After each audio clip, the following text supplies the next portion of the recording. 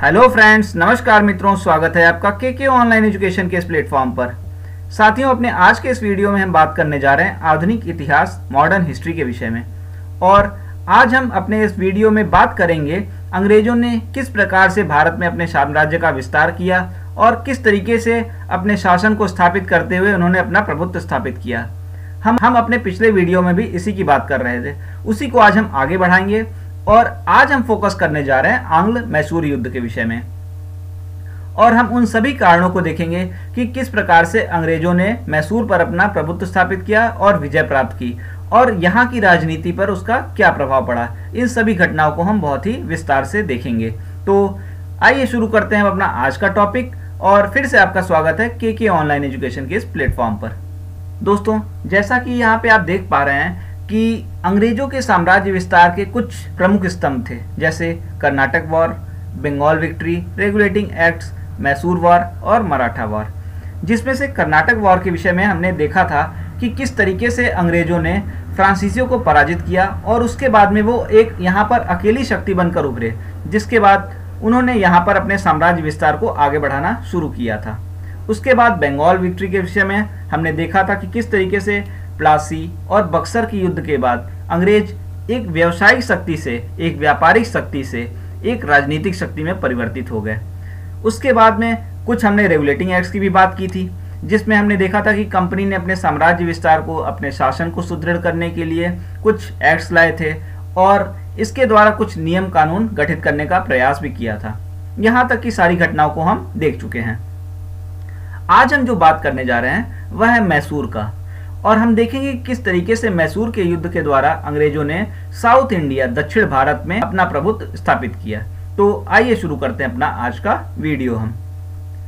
और दोस्तों, चैनल को सब्सक्राइब करना ना भूलिएगा और वीडियो को भी लाइक करिए अगर आपको पसंद आता है, और लास्ट तक जरूर देखिएगा, जिससे आपको हर एक कॉन्सेप्ट के बारे में डिटेल में पता चल जाए। और साथ ही साथ अगर आप शेयर करेंगे तो हमारा भी मनोबल बढ़ेगा और चैनल ज़्यादा से ज़्यादा लोगों तक पहुंच सकेगा। तो उम्मीद कर रहे हैं कि आप चैनल को लाइक, सब्सक्राइब और शेयर जरूर करेंगे। तो आइए शुरू करते हैं हम अपना टॉपिक।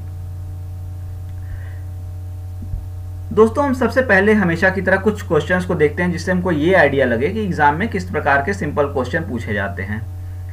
जैसे यहाँ पे एक हम क्वेश्चन देख रहे हैं, what was the chronology of first Anglo Mysore war. एक ऑब्जेक्टिव क्वेश्चन है जो एग्जाम में ये पूछा गया है।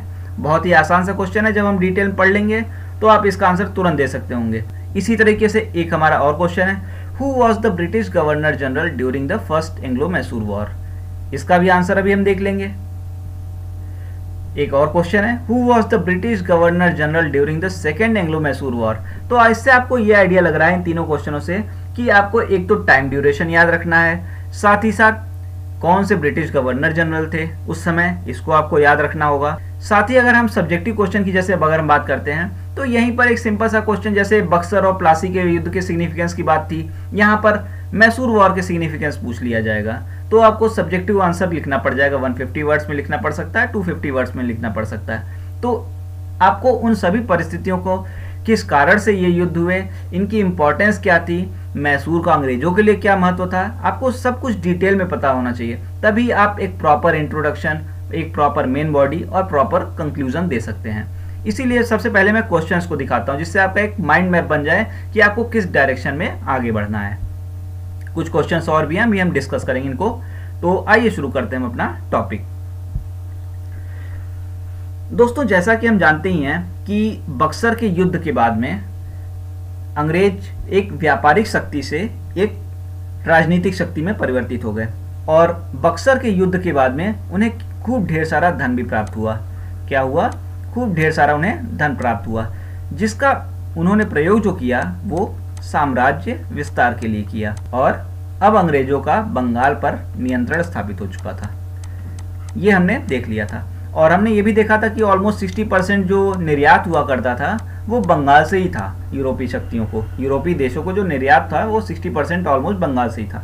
लेकिन अंग्रेजों का जो एम था वो क्या था? वो ज़्यादा से ज़्यादा लाभ कमाना था, मैक्सिमम लाभ कमाना था, मैक्सिमम प्रॉफिट कमाना था। ठीक है, तो इसके लिए क्या था, उन्होंने भले ही बंगाल पर कब्जा कर लिया, लेकिन उनको धीरे धीरे अपने पूरे भारत पर कब्जे को फैलाना था। क्योंकि अब वो अकेली शक्ति बचे हुए थे। पूरे भारत में वो अपने साम्राज्य को फैलाना चाहते थे। फ्रांसीसियों को उन्होंने हरा दिया था, बाकी कोई शक्ति बची नहीं थी, और वे जान चुके थे कि भारतीयों को अगर आपस में लड़ा दिया जाए तो वो यहाँ पर कुछ भी कर सकते हैं। उनका कॉन्फिडेंस एकदम सातवें आसमान पर था। इन सभी चीज़ों को देखते हुए उन्होंने अपने साम्राज्य विस्तार को आगे बढ़ाने का प्रयास किया, और इस दिशा में उनका जो अगला कदम था वो था मैसूर। अब यहाँ पर कुछ क्वेश्चंस उठते हैं। जैसे क्वेश्चन क्या उठता है कि आखिर मैसूर ही क्यों, वाई मैसूर? ठीक है, आखिर मैसूर की इतनी इंपॉर्टेंस क्या थी जिस कारण से अंग्रेजों ने वहां जाने का सोचा? ठीक है, और ये बहुत ही इंपॉर्टेंट क्वेश्चन है, जिसके बाद में हमको ये पता चलेगा कि किस कारण से अंग्रेजों ने मैसूर पर आक्रमण किया और मैसूर उनके लिए क्यों जरूरी था। ये अगर हम मैसूर की जैसे बात करते हैं, अगर हम मैसूर की बात करते हैं तो मैसूर एक कोस्टल एरिया था। और आप ही बताइए कि अंग्रेजों की जो शक्ति थी वो क्या थी? नौसेना ही तो थी। अंग्रेजों की नौसेना ही शक्ति थी। तो मतलब अगर उनकी अपनी शक्ति को, सैन्य शक्ति को मजबूत करना है, अपनी आर्मी को मजबूत करना है, तो मैसूर पर नियंत्रण आवश्यक था। मैसूर पर नियंत्रण आवश्यक था। दूसरा, मैसूर से ना मसालों का बहुत व्यापार होता था। मसालों का बहुत व्यापार होता था यूरोपीय देशों को, और अंग्रेज इस पर किसी तरह से नियंत्रण करके ज़्यादा से ज़्यादा लाभ कमाना चाहते थे। तो इस तरीके से अंग्रेजों के लिए मैसूर, उनकी अगर सैन्य शक्ति दृष्टि से देखें या व्यापार दृष्टि से देखें, दोनों लिए काफ़ी इम्पोर्टेंट था। ठीक है, तो अंग्रेजों के तरफ से तो ये बात हो गई। लेकिन मैसूर को अगर हम बात करें, मैसूर अगर इतना इम्पोर्टेंट एरिया था तो ऐसा तो है नहीं कि मैसूर इतना आसानी से जीता जा सकता होगा। तो थोड़ा बहुत हमको मैसूर के बारे में भी जानना होगा, मैसूर की हिस्ट्री को भी हमको जानना होगा, और मैसूर के जो शासक थे उनके विषय में भी हमको जानना होगा। तो आइए हम पहले थोड़ा सा जानते हैं मैसूर के विषय में, मैसूर के शासकों के विषय में, और उसके बाद हम देखेंगे क्या परिस्थितियां बनी जिससे अंग्रेजों ने यहाँ पर आक्रमण किया और उसका क्या परिणाम निकला। वो सारी चीजें हम देखते हैं। दोस्तों, जैसे कि आप देख रहे हैं, ये हमारा बीच में ये मैसूर का रीजन है, मैसूर का हमारा क्षेत्र है। ठीक है, तो मैसूर के आसपास में जो क्षेत्र थे वहां पर निजामों का शासन हुआ करता था। निजाम थे, आप जानते हैं, यहाँ पे हैदराबाद, कर्नाटक और ये सारे क्षेत्र हमको पढ़ रहे हैं। साथ ही साथ मराठों का भी शासन हुआ करता था आसपास में। ठीक है, और यहाँ पर अगर हम मैसूर की बात करें तो मैसूर में हैदर अली का शासन था। हैदर अली का शासन था। अब हैदर अली का अगर हम बात करें तो थोड़ी बहुत अगर हम जब हैदर अली की हिस्ट्री देखेंगे तो हैदर अली एक बहुत बड़ा कूटनीतिज्ञ था और शक्ति की दृष्टि से भी काफी आगे था, और उसकी जो नीति थी वो एक तरह से साम्राज्य विस्तार की नीति थी। साम्राज्य विस्तार की नीति हुआ करती थी उसकी, और उसका ये प्रयास रहता था कि अपने आसपास के क्षेत्रों को किसी भी तरह से अपने क्षेत्र में समाहित कर लिया जाए। और अगर आप बताइए, आसपास में उसके निजाम और मराठों का क्षेत्र है और हैदर अली का अपना क्षेत्र विस्तार करने की नीति है, तो निजामों या मराठों से उसकी बनेगी क्या? जाहिर सी बात है नहीं बनेगी। जाहिर सी बात है नहीं बनेगी। एक तो ये कंडीशन बनती है।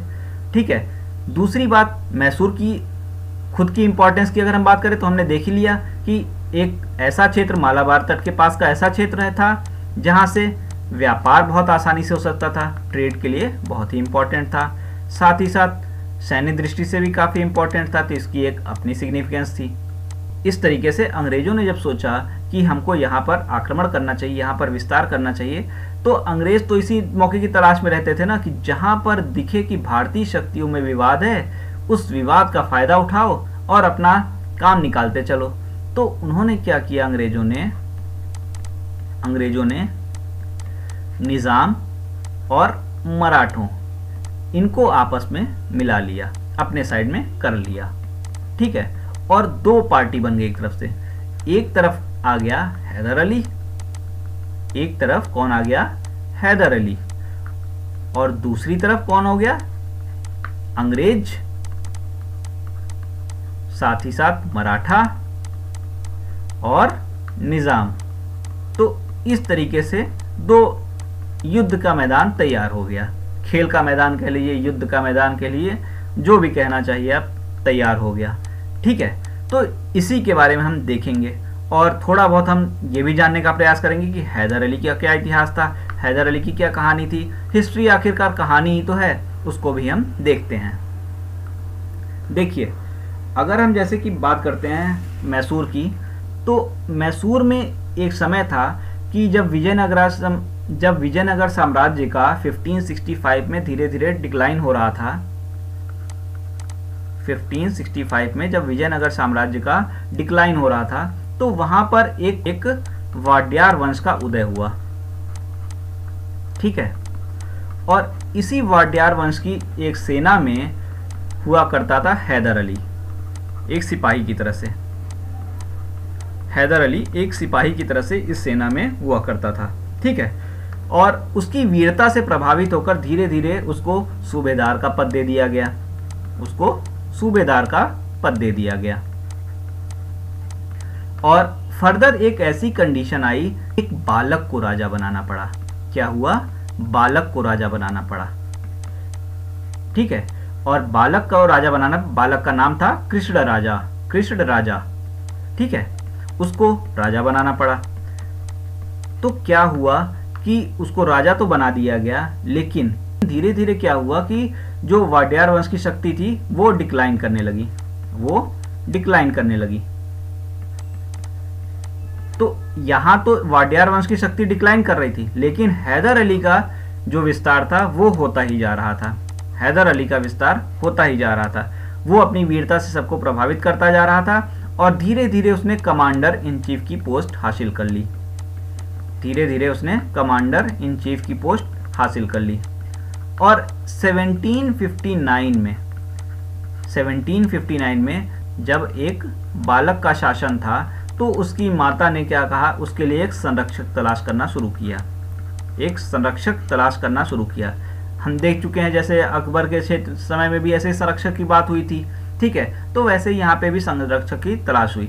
तो हैदर अली की वीरता से प्रभावित होकर हैदर अली को संरक्षक बना दिया गया। लेकिन हैदर अली बहुत ही महत्वाकांक्षी हुआ करता था। हैदर अली बहुत ही महत्वाकांक्षी था। उसने धीरे से बालक को साइड किया और खुद राजा बन गया, खुद शासक बन गया। हैदर अली खुद शासक बन गया। इस तरीके से हैदर अली खुद शासक नहीं हुआ करता था, बल्कि वो शासक बना था। ठीक है, 1761 के अराउंड वो शासक बना। और हैदर अली बहुत ही कूटनीतिज्ञ था। कूटनीति में हैदर अली बहुत ही निपुण था। साथ ही साथ सैन्य क्षमता में विश्वास रखता था और काफी सैन्य सूझबूझ उसके अंदर हुआ करती थी।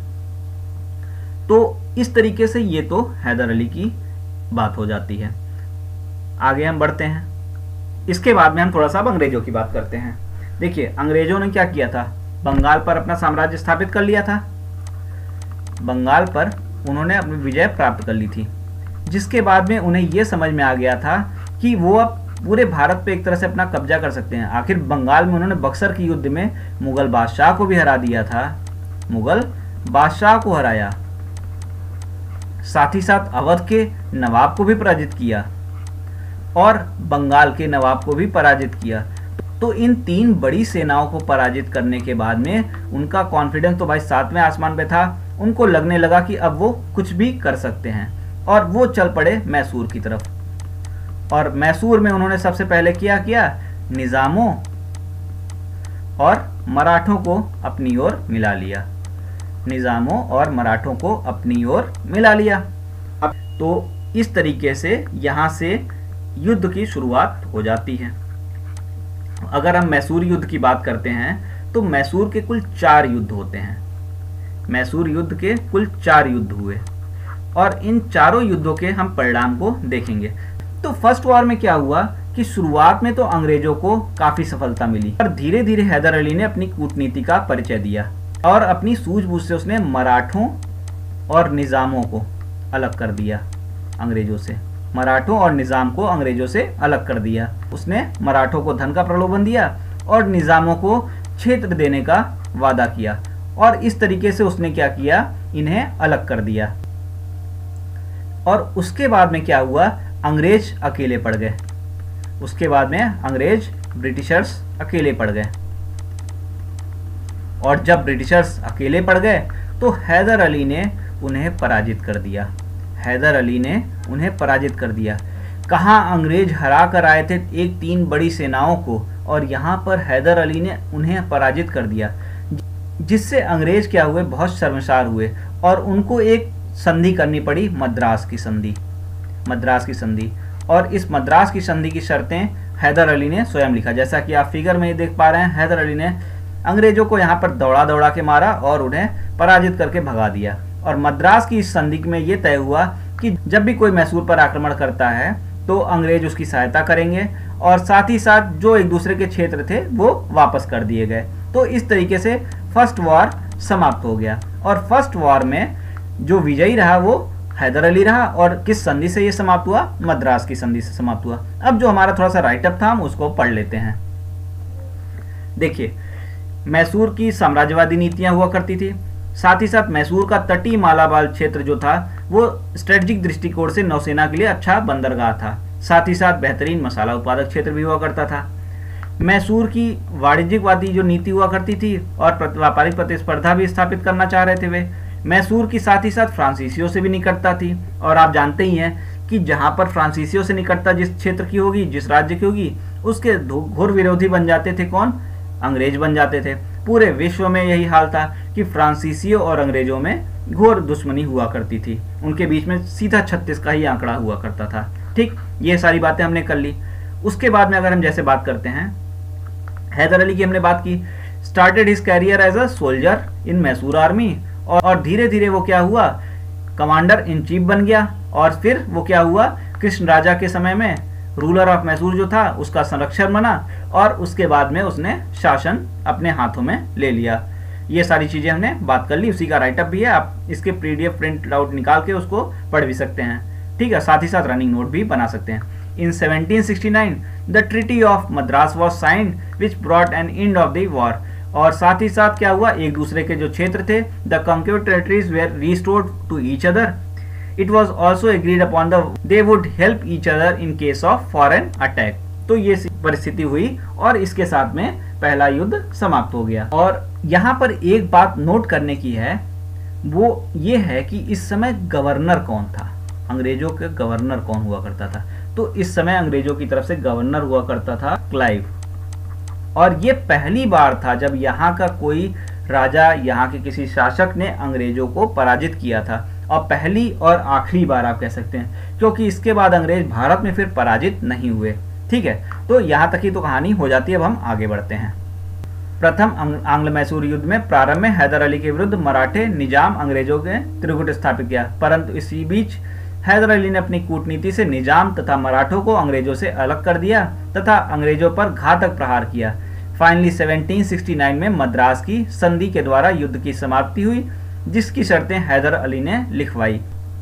ठीक है, अब उसके बाद में हम पढ़ते हैं सेकेंड वॉर की तरफ। फर्स्ट तो हमारा पूरा होता है। ठीक है, और फर्स्ट में कंक्लूजन क्या निकला कि मद्रास की ट्रीटी से समाप्त हुआ और इसमें हैदर अली विजयी हुआ। इसके बाद क्या होता है कि 1771 में मराठों ने क्या किया, मैसूर पर आक्रमण कर दिया।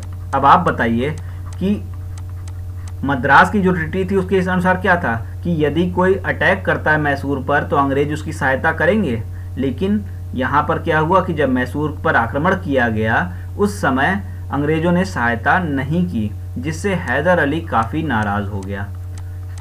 ठीक है, और धीरे धीरे उसने फिर क्या किया, फ्रांसीसियों से अपनी निकटता को और बढ़ाना शुरू कर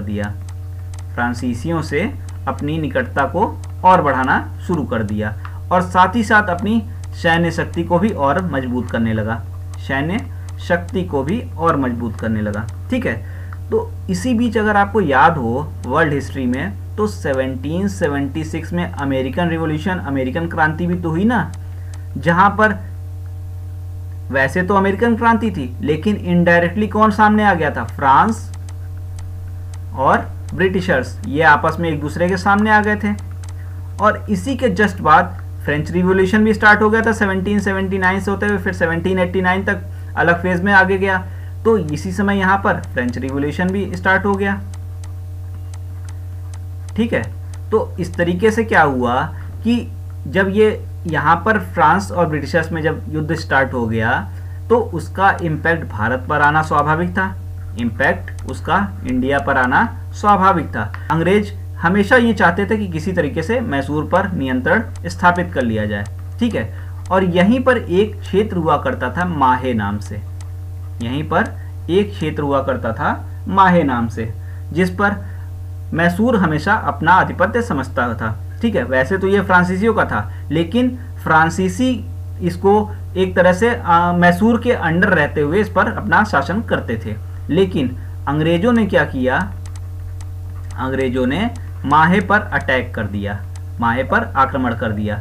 और जब उन्होंने माहे पर आक्रमण किया तो हैदर अली जो पहले से ही नाराज था उसने युद्ध की घोषणा कर दी, सेकेंड मैसूर वॉर की घोषणा कर दी। और इस तरीके से सेकेंड मैसूर वॉर स्टार्ट हो गया। और इस समय जो गवर्नर हुआ करता था वो गवर्नर हुआ करता था वॉरेन हेस्टिंग्स। इस समय जो गवर्नर था वो कौन था? Warren Hasting, Warren Hasting. तो ये सारी बातें हो गई। तो अंग्रेजों ने माहे बंदरगाह, जिसे हैदर अली अपना संरक्षित क्षेत्र समझता था, पर जब नियंत्रण स्थापित करने का प्रयास किया तो दोनों में प्रत्यक्ष युद्ध प्रारंभ हो गया। और तो सेकेंड वॉर जब स्टार्ट होता है तो इस बार भी स्टार्टिंग में क्या था, मराठे और निजाम किसके सपोर्ट में थे? ये इस बार सपोर्ट में पहले से ही थे हैदर अली के, ये हैदर अली के सपोर्ट में ही थे। और इससे क्या हुआ कि अंग्रेज जो थे वो कमजोर पड़ गए, अंग्रेज कमजोर पड़ गए थे। जिसमें स्टार्टिंग में तो क्या हुआ, हैदर अली जीतना शुरू करता है, बट फाइनली क्या हुआ है कि ब्रिटिश जनरल एक हुआ करता था, कौन? आयरकूट, पोर्ट नोवो के युद्ध में पराजित किया हैदर अली को, हैदर अली को पराजित किया। और इसी युद्ध में हैदर अली घायल भी हो गया, हैदर अली घायल भी हो गया। और उसके घायल होने के बाद में कुछ समय पश्चात इसी घायल होने के कारण उसकी मृत्यु भी हो गई, उसकी मृत्यु हो गई। और इसके बाद में जो युद्ध का नेतृत्व था वो उसके पुत्र टीपू सुल्तान ने ले लिया, टीपू सुल्तान ने ले लिया। और जब टीपू सुल्तान के पास आ जाती है कमान तो टीपू सुल्तान भी युद्ध को कंटिन्यू रखता है। लेकिन अगर आप इसी समय ध्यान दें तो इस समय पूरे विश्व में अंग्रेजों को लड़ना पड़ रहा था। एक तरफ अमेरिकन रिवॉल्यूशन चल रहा था, वहीं फ्रेंच क्रांति भी शुरू हो चुकी थी और उसका प्रभाव अंग्रेजों पर बुरी तरीके से प्रभाव पड़ रहा था। और ये युद्ध जो 1780 में शुरू हुआ था वो धीरे धीरे चलता ही जा रहा था, 1784 तक आ गया और इस युद्ध का कोई परिणाम नहीं निकल पा रहा था। कभी अंग्रेज आगे होते तो कभी टीपू आगे होता। तो इस तरीके से क्या हुआ कि इस युद्ध में फाइनली क्या हुआ, समझौता हो गया और मंगलौर की एक संधि होती है। इस मंगलौर की संधि के थ्रू इस युद्ध को समाप्त कर दिया गया और एक दूसरे के जो विजित क्षेत्र थे और एक दूसरे के जो जीते हुए क्षेत्र थे उन्होंने एक दूसरे को वापस कर दिए।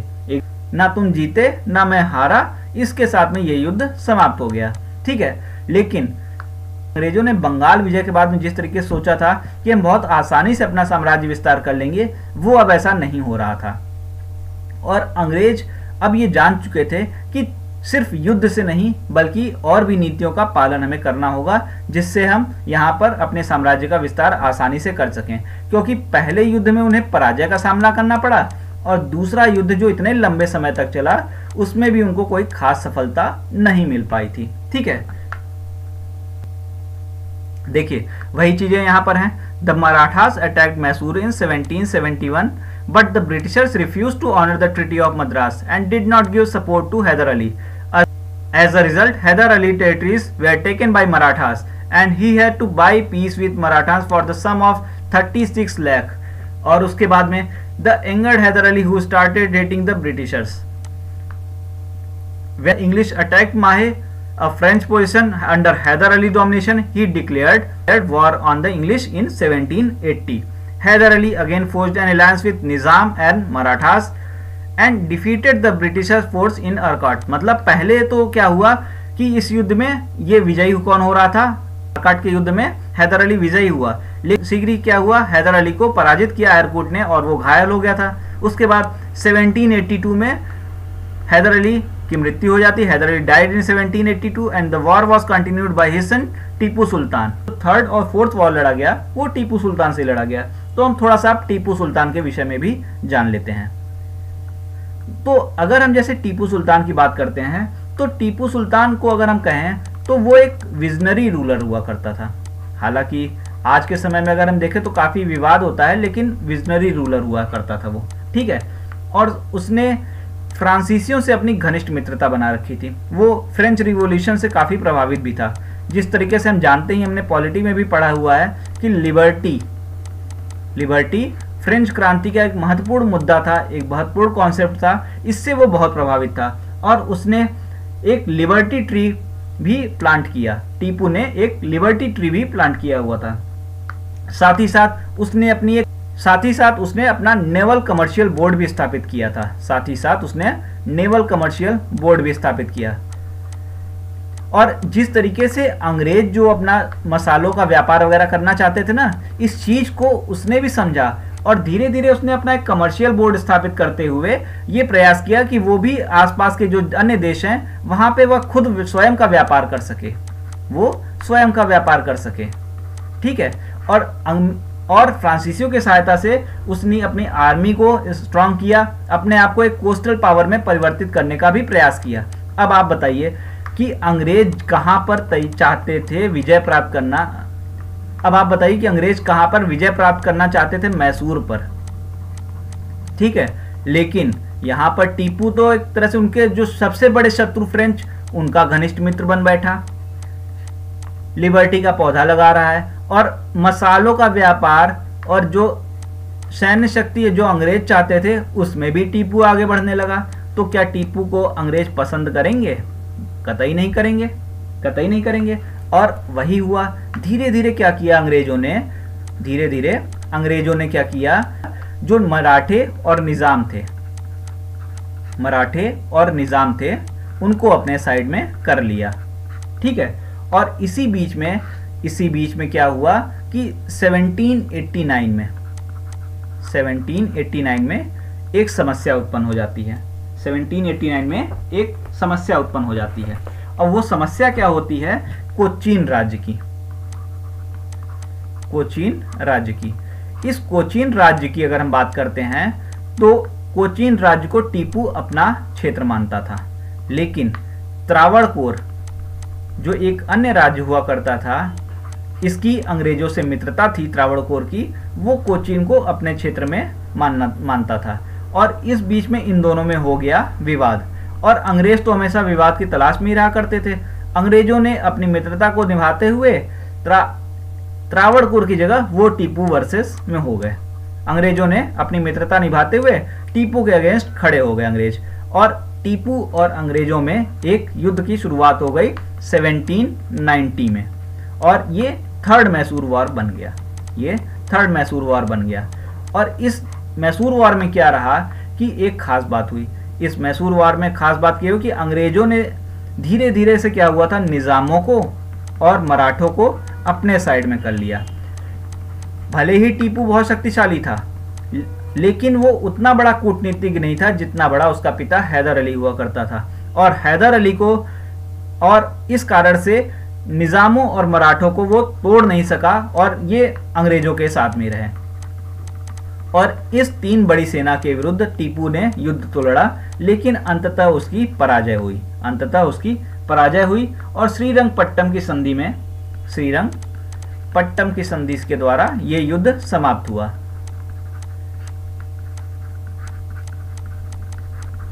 और इस संधि के द्वारा क्या हुआ कि अपना आधा क्षेत्र टीपू को अंग्रेजों को देना हुआ, जिसे इन तीनों ने आपस में बांट लिया। साथ ही साथ 3 करोड़ रुपए हर्जाने में भी देने की बात हुई।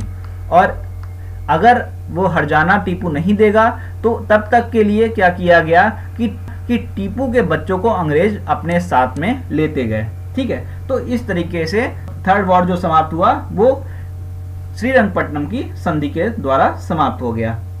देखिए, तृतीया कोचीन राज्य को लेकर त्रावणकोर और मैसूर राज्य में विवाद था। टीपू सुल्तान ने जब कोचीन पर कब्जा करने का प्रयास किया तब त्रावणकोर के सहयोगी ईस्ट इंडिया कंपनी ने टीपू सुल्तान के विरुद्ध युद्ध की घोषणा कर दी और इस तत्कालीन गवर्नर लॉर्ड कॉर्नवालिस ने, मतलब इस समय गवर्नर कौन था, लॉर्ड कॉर्नवालिस ने टीपू के विरुद्ध दक्षिण भारत की सभी शक्तियों क्रमशः मराठा निजामों को अपनी ओर मिला लिया और अंततः युद्ध में टीपू की पराजय हुई। और साथ ही साथ क्या हुआ, श्रीरंगपट्टनम की संधि करने के लिए बाध्य किया गया और इस संधि के अनुसार मैसूर के आधे से अधिक राज्य को इसके सहयोगी राज्यों ने आपस में बांट लिया, मतलब अंग्रेजों निजामों और मराठों ने आपस में बांट लिया। और टीपू के व्यक्तित्व की जहां तक बात की, हमने वही बात की कि वो एक संप्रभु शासक हुआ, उसने बादशाह की उपाधि धारण की थी, उसने सिक्के भी चलवाए, साथ ही साथ उसने कैलेंडर भी जारी किया था और वो एक प्रगतिशील शासक हुआ करता था। Britishers started improving the relationship with Nizam of Hyderabad and the Marathas. उसके बाद में Tipu Sultan who assumed control of Mysore after Hyder Ali's death had French help in bettering his military resources. He also refused to free the English prisoner taken during the Second Anglo-Mysore War as per the Treaty of Mangalore. और 1719 governor general of Bengal Lord Cornwallis declared war on Tipu. यहाँ पर हमने कुछ questions भी लिए हुए हैं जो घटना चक्र से हैं, जैसे कि इलाहाबाद की संधि कब हुई थी। आपको याद होगा इलाहाबाद की संधि कब हुई थी, बक्सर की युद्ध के बाद में हुई थी ना, 1765 में। मंगलौर की संधि कब हुई, मंगलौर की संधि सेकेंड वॉर के बाद में, सेकेंड मैसूर वॉर के बाद में हुई 1784। सालबाई की संधि अभी हमने नहीं पढ़ा है, ठीक है, इसको भी हम देखेंगे जब मराठों की लड़ाई लड़ेंगे, इसको भी हम देखेंगे जब मराठों के बारे में हम पढ़ेंगे। और वहीं पे हम मद्रास की संधि की बात करें तो मद्रास की संधि 1769 में होती है। तो अगर हमको 3 पता है तो चौथा नहीं मालूम है तो भी हम आंसर दे सकते हैं। ये क्वेश्चन यूपीपीसीएस में पूछा जा चुका है। उसके बाद में फर्स्ट आंग्ल मैसूर युद्ध, हैदर अली पराजित हुआ। क्या ये स्टेटमेंट सही है? अब जाहिर सी बात है हैदर अली जीता था। द्वितीय आंग्ल मैसूर युद्ध में हैदर अली ने अंग्रेजों को पराजित किया। क्या ये सही है? हैदर अली तो बीच में मृत्यु को प्राप्त हो गया था। तृतीय आंग्ल मैसूर टीपू सुल्तान युद्ध जीता। तृतीय में कहां जीता था भाई, वो तो हार गया था। चतुर्थ आंग्ल मैसूर, इसके बारे में अभी हमने बात नहीं की, आगे देखेंगे, लेकिन ये 3 गलत है तो चौथा तो सही होगा। ये भी यूपीपीसीएस मेंस में पूछा जा चुका है। अंग्रेजों ने श्रीरंगपट्टनम की संधि किसके साथ की थी? अब टीपू सुल्तान के साथ में की, अभी हमने देखा। ये भी देखिए बीपीएससी में पूछा गया है। टीपू सुल्तान के साथ अंग्रेजों के युद्ध में कब मारे गए? ये हालांकि इसके बात हमने अभी नहीं की, चौथे वार में आएगा। इसके बाद में हमारा जो नेक्स्ट टॉपिक शुरू होता है वह है सहायक संधि का। जैसा कि हमने देखा कि अंग्रेजों ने इन युद्धों के बाद में एक सबक लिया था और वे जान गए थे कि सिर्फ युद्ध के भरोसे यहाँ पर साम्राज्य विस्तार नहीं किया जा सकता है, और उसके बाद उन्होंने सहायक संधि शुरू की। उस समय तक वेलेजली यहाँ पर आ चुका था गवर्नर जनरल बनकर, और उसने सहायक संधि की शुरुआत की। हालांकि हमने पहले भी सहायक संधि की बात की है डुप्ले के समय में भी, बट इसको हम डिटेल में अपने नेक्स्ट पार्ट में देखेंगे। और साथ ही साथ अपने नेक्स्ट पार्ट में देखेंगे किस तरीके से मैसूर का चौथा युद्ध होता है और उसके बाद में अंग्रेज पूरी तरीके से स्थापित हो जाते हैं मैसूर में। इन सभी चीज़ों को हम नेक्स्ट पार्ट में देखेंगे। तो दोस्तों, चैनल को लाइक, सब्सक्राइब और शेयर जरूर करिए। उम्मीद कर रहे हैं कि आपको सारी घटनाएं आज की पसंद आई होंगी, और ऐसे ही इस चैनल को पसंद करते रहिए, अपना ही चैनल समझते रहिए। Thank you.